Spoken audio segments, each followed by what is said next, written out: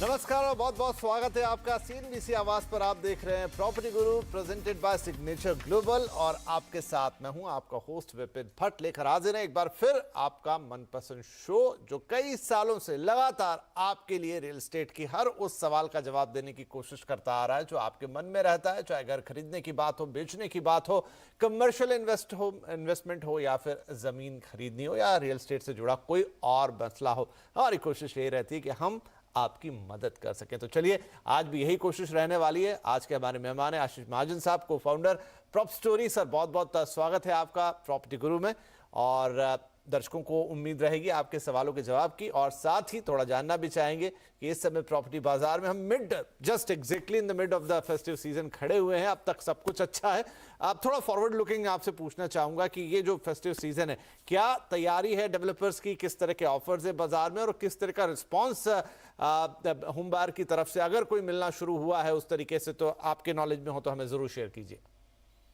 जी विपिन जी, मेरा ये मानना है कि ये फेस्टिव सीजन ऑलमोस्ट सभी इंडस्ट्रीज के लिए काफी अच्छा रहेगा। जो कुछ सेक्टर्स पीछे भी रह गए थे इन द कोविड वेव्स, वो भी आगे बढ़ेंगे। आप किसी भी चीज की डिमांड देख लीजिए, चाहे वो ट्रैवल टूरिज्म है, रियल एस्टेट है, ऑटोमोबाइल्स है, डिमांड काफी हाई है। लेकिन कॉन्ट्रेरी सिग्नल्स जो वेस्टर्न इकोनॉमीज में इमर्ज कर रहे हैं, आपकी इकोनॉमीज को स्लो करने की कोशिश, डिमांड को स्लो करने की कोशिश की जा रही है, उसका इम्पैक्ट इमिडिएटली इंडिया में आता दिख नहीं रहा है। बट फिर भी क्या होता है ना, कोई भी चीज किसी भी एसेट क्लास में हमें पता है कि एक स्ट्रेट अप मूव नहीं हो सकता, तो उसको रोकने की कोशिश करी जा रही है। बिकॉज नहीं तो जो प्राइसेस हैं वो काफी तेजी से रन अप हो गए और अफोर्डेबिलिटी हिट होती है।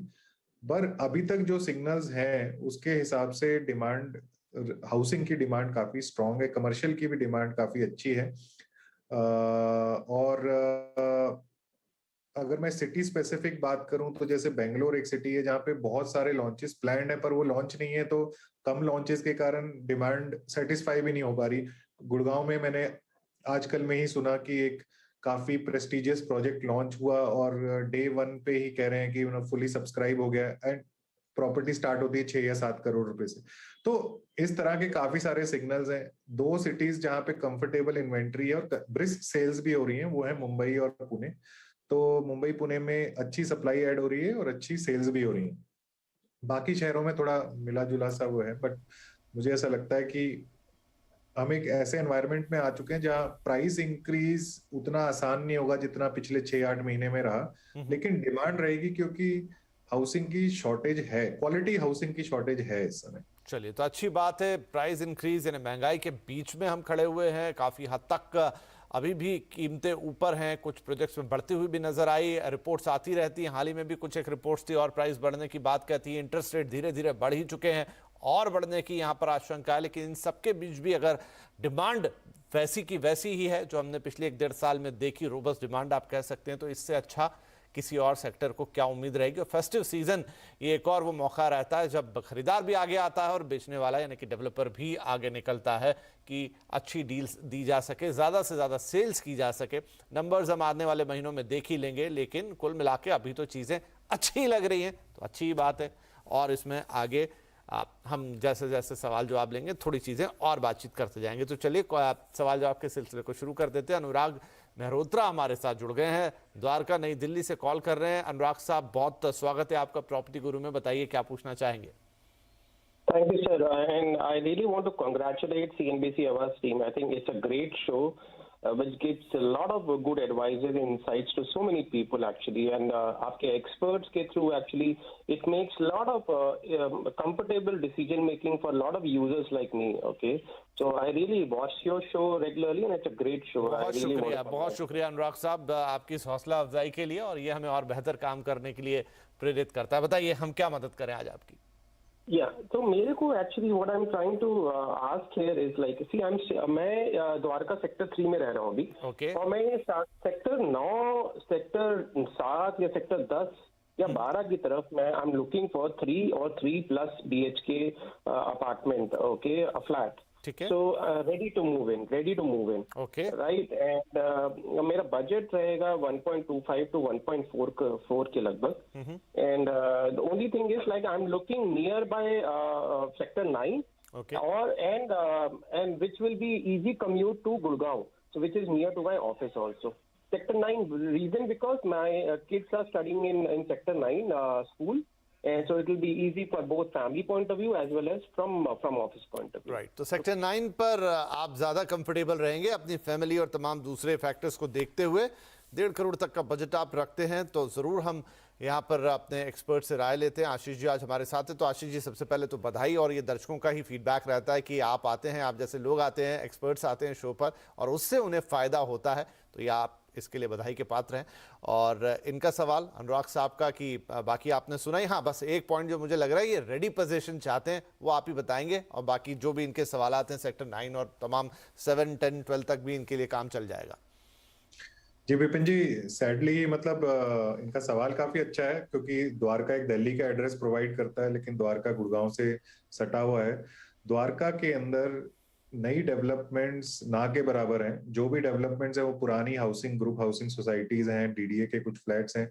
तो हमारे पास इस तरह के कुछ ऐसे रिकमेंडेशन होगा नहीं, क्योंकि ये तो ऑलमोस्ट सैचुरेटेड मार्केट है। इनको रेट जो मिलेगा 9-10 हजार, 12,000, 13,000 रुपए पर स्क्वायर फीट सेल एरिया पे इनको मिल सकता है अगर ये रीसेल में ढूंढने जाएंगे। इसलिए जो दिल्ली में रहता है वो इतनी आसानी से गुड़गांव की तरफ नहीं मूव करता है। लेकिन करंट फीडबैक यही है और मार्केट का ट्रेंड भी यही है, क्योंकि दिल्ली काफी ज्यादा कंजेस्टेड हो चुका है, फैमिलीज बड़ी हो रही हैं, एक्सपैंड हो रही हैं, उनको थोड़ा ज्यादा एरिया चाहिए, इसीलिए वो गुड़गांव की तरफ आते हैं। तो इनफैक्ट गुड़गांव से काफी सारे स्कूल्स जो इनकी मेन प्रायोरिटी है, स्कूल्स भी लिंक होते हैं। तो इनको द्वारका एक्सप्रेस वे पे गुड़गांव में देखना चाहिए प्रॉपर्टी। हाउएवर जिस बजट में ये 3 बेडरूम इस समय ढूंढ रहे हैं, शायद से हीरो होम्स का एक प्रोजेक्ट है, शाहपुर जी पालोन जी का एक प्रोजेक्ट है जॉय विले, यहाँ पे इनको 3 बेडरूम या नियर अबाउट 3 बेडरूम, मतलब थोड़ा लार्जर साइज 1500-1600 स्क्वायर फीट के आसपास मिल सकता है। ये इन तीनों प्रोजेक्ट्स का जो रेट है वो अबाउट 10,000 रुपीज स्क्वायर फीट आता है। बाकी अगर एकदम ही बॉर्डर के पास चाहिए तो इनका बजट थोड़ा ज्यादा चाहिए। उसमें यही है कि आप 5 मिनट में द्वारका पहुंच जाते हैं। तो वहां पे टाटा लाविडा है, शोभा सिटी है, पर ये काफी इनके रेट्स डिफरेंट हो जाते हैं। 3 बेडरूम के लिए शोभा में इनको 2 करोड़ के आसपास जाना पड़ेगा, टाटा में इनको 1.6 के आसपास जाना पड़ेगा, जिसमें टाटा में इनको फिर भी रेडी या नियर रेडी मिल जाएगा। शोभा में या बाकी जितने मैंने आपको प्रोजेक्ट्स बताए, इनमें अभी डिलीवरी में टाइम है 2 से 3 साल। राइट, तो अनुराग साहब के लिए हो गई आज की सुझाव। और अब एक ईमेल है हमारे पास योगेंद्र साहब का, योगेंद्र पी गौरव, आप पूछना चाहते हैं कि इनको गोरेगांव अंधेरी मुंबई की बात है ये, यहाँ पर एक 2.5 या 3 BHK ये देख रहे हैं। प्राइस मैक्सिमम जो ये देख सकते हैं वो है कि 2.5 करोड़ रुपए का बजट लेकर चल रहे हैं, मैक्स टू मैक्स इसे और 10 लाख से बढ़ा सकते हैं। हाँ जी, पोजीशन रेडी चाहिए या फिर 1 साल के अंदर अंदर, ये थोड़ा एक अगेन यहाँ पे ट्विस्टिंग पॉइंट होगा। और ये खुद के रहने के लिए इन्हें चाहिए। इनका ऑफिस जो है वो BKC में है, इसलिए ये यहाँ से सोच रहे हैं कि इनका आना जाना भी ठीक ठाक तरीके से हो जाएगा, सोशल इंफ्रास्ट्रक्चर भी ऐसा हो जो अच्छा हो और घर परिवार के लिए बेहतर हो। तो सर गोरेगांव अंधेरी से ये जो बेल्ट है इसमें 2.5 करोड़ के अंदर 3 BHK, मुझे लग रहा है बजट तो ठीक ही है, इतनी मुश्किल नहीं जानी चाहिए, लेकिन जो रेडी पोजीशन है वो मुश्किल होगा। 1 साल के अंदर मिलेगा कि नहीं मिलेगा वो आप हमें बताएंगे। तो योगेंद्र साहब का ये सवाल।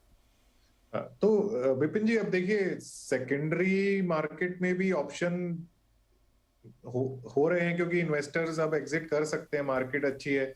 तो अगर बिल्डर्स के पास इन्वेंट्री नहीं है, जो कि हम सभी जानते हैं, कुछ बिल्डर्स ने क्या किया था कि पिछले 1 साल में सेल्स अच्छी देखी तो बीच में सेल्स रोक के कुछ यूनिट्स को उन्होंने होल्ड किया, और मैं देख रहा हूँ कि अब वही यूनिट्स को 20-30% प्रीमियम पे पिछले साल से बेच रहे हैं।